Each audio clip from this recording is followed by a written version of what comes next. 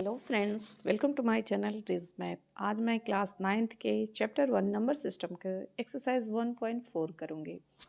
Exercise 1.4 का first question है, classify the following numbers as rational और इरेशनल। ये जो नंबर दे रखे हैं इन्हें हमें बताना है कि ये रेशनल हैं या इरेशनल हैं। तो पहले मैंने आप लोगों को पढ़ाया था कि रेशनल नंबर किसे बोला जाता है और इरेशनल किसे बोलते हैं। रेशनल टर्मिनेटिंग डेसिमल जो होते हैं वो रेशनल में आते हैं, नॉन टर्मिनेटिंग और रिपीटिंग जो है वो भी रेशनल में आते हैं, और non terminating and non repeating जो होते हैं वो इरेशनल में आते हैं। तो ये है 2 - √5, ये क्या होगा? इरेशनल होगा। इरेशनल होगा। ये क्यों होगा? क्योंकि किसी भी इरेशनल नंबर को अगर हम किसी भी इरेशनल नंबर से किसी भी नंबर में अगर हम प्लस करते हैं, माइनस करते हैं, मल्टीप्लाई करते हैं या डिवाइड करते हैं तो क्या होता है? वो इरेशनल ही होगा। इतना आप लोगों को याद रखिएगा कि किसी भी नंबर को अगर इरेशनल से हम लोग प्लस करते हैं या सब्ट्रैक्ट करते हैं या मल्टीप्लाई करते हैं या डिवाइड करते हैं तो वो क्या होता है? इरेशनल ही होता है वो। तो ये हमारा आंसर क्या होगा? इरेशनल होगा। 2 - √5 क्या होगा? इरेशनल होगा। ये याद रखने के लिए है कि इरेशनल को अगर हम किसी भी नंबर से प्लस करते हैं, माइनस करते हैं, मल्टीप्लाई करते हैं या डिवाइड करते हैं तो वो इरेशनल ही होगा। अब आते हैं क्वेश्चन नंबर 2 पे। क्वेश्चन नंबर 2 में है 3। इसको पहले मैं 3 + 23 ब्रैकेट हटा दूंगी माइनस √23। तो ये √23, ये 23 कट जाएगा, यहाँ बच जाएगा 3। तो 3 हमारा क्या होगा? ये रेशनल होगा। और रेशनल नंबर हमें पता है, हमने बताया भी है कि उसे हम लोग p/q के फॉर्म में लिख सकते हैं। इसे हम p/q के फॉर्म में लिख सकते हैं, जैसे 3/1। तो ये हमारा क्या होगा? रेशनल नंबर हो जाएगा।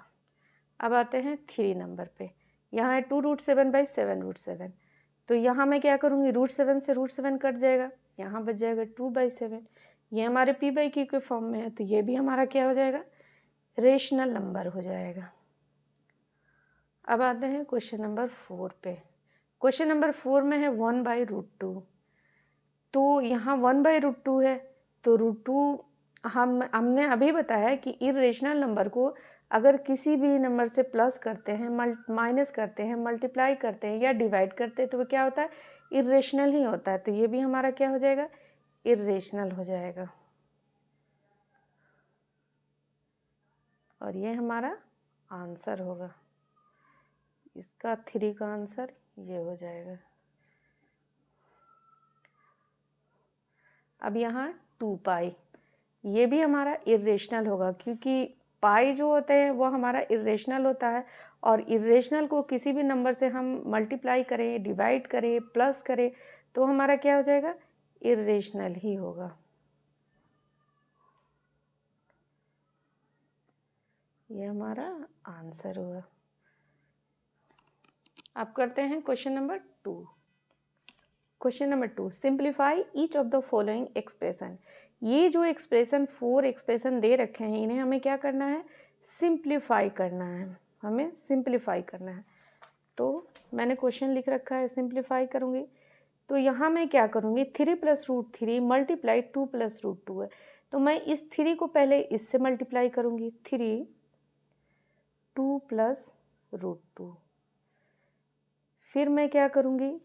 यहाँ प्लस है तो प्लस दे दूँगी, √3 2 + √2। अब ये हो जाएगा 3 को इससे 3 2 जा 6 + 3 √2 प्लस √3 2 √3 प्लस √3 मल्टीप्लाई √2, ये हो जाएगा √6, और ये हमारा आंसर हो जाएगा। अब आते हैं क्वेश्चन नंबर 2 पे। क्वेश्चन नंबर 2 में है 3 + √3 और 3 माइनस रूट 3। तो हम जानते हैं कि a plus B multiply a minus B, ये हमारा कितना के बराबर होता है? a square minus B square के। ये फॉर्मूला आप लोगों को पता है होगा। तो यहाँ मैं क्या करूँगी, 3 का स्क्वायर माइनस रूट 3 का स्क्वायर, ये हो जाएगा 3 3 जा 9, 9 माइनस 3, ये हो जाएगा 3 में 9 गया तो हमारा हो जाएगा 9 में 3 जाएगा तो 7 बचेगा, और ये हमारा आंसर हो जाएगा।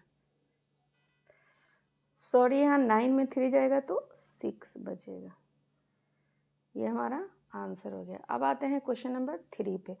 क्वेश्चन नंबर 3 में a प्लस बी का होल स्क्वायर है। ये आप लोगों को पता होगा कि a प्लस बी का होल स्क्वायर ये बराबर होता है a square plus 2ab plus B square के।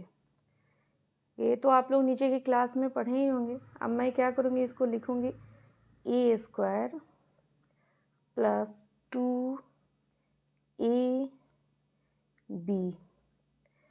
2ab प्लस बी स्क्वायर, यहाँ हो जाएगा रूट 5 का square 5 plus 2 root 5 multiply root 2, ये रूट 10 प्लस रूट 2 का स्क्वायर 2। अब यहाँ हो जाएगा 5 और 2 7 प्लस 2 रूट 10, और ये हमारा क्या हो जाएगा, आंसर हो जाएगा। अब आते हैं फोर्थ क्वेश्चन पे। फोर्थ क्वेश्चन जो है हमारा root 5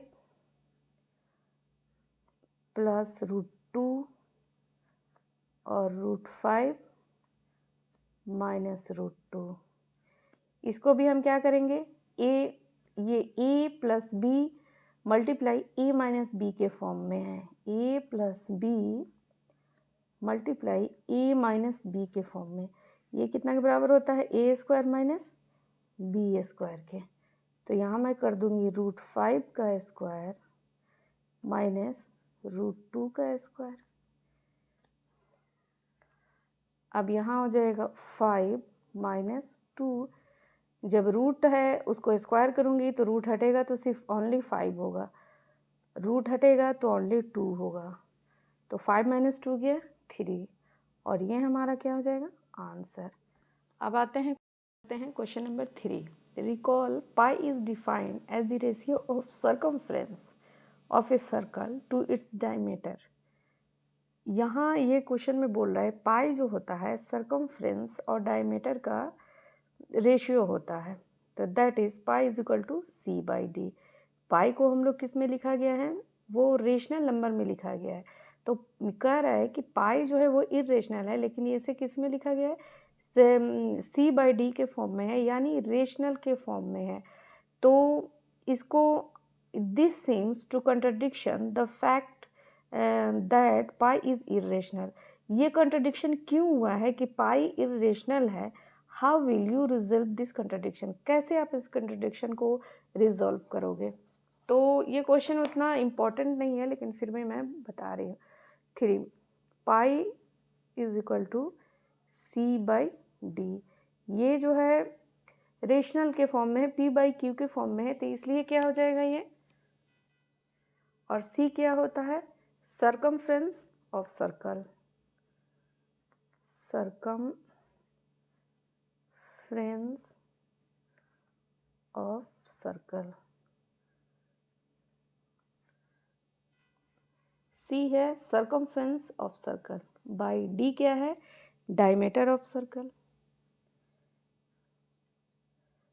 diameter of circle. Circumference of circle बराबर होता है 2 पाई आर बाई 2r, ये 2 से ये 2 कट जाएगा, ये r से ये बचा पाई, और पाई हमारा क्या है, इरेशनल है, पाई इज इरेशनल। तो यहाँ पाई इरेशनल हो रहा है क्योंकि यहाँ या तो सी इरेशनल है या तो डी इरेशनल है या दोनों ही इरेशनल है, तभी ये हमारा पाई इरेशनल आ रहा है। तो इसको लिख सकते हैं देयरफॉर आइदर सी और डी और बोथ आर इरेशनल। पाई हमारा इरेशनल क्यों आ रहा है? या तो सी इरेशनल है या तो डी इरेशनल है या दोनों ही इरेशनल हैं, तभी हमारा पाई इरेशनल आ रहा है और यही हमारा आंसर हो जाएगा। ये क्वेश्चन थ्री उतना इम्पोर्टेंट नहीं है, लेकिन फिर भी मैंने बताया है। और अगर मेरी वीडियो हेल्पफुल लगे प्लीज़ मेरी वीडियो को लाइक करें, शेयर करें और मेरे चैनल को सब्सक्राइब करें। Thank you.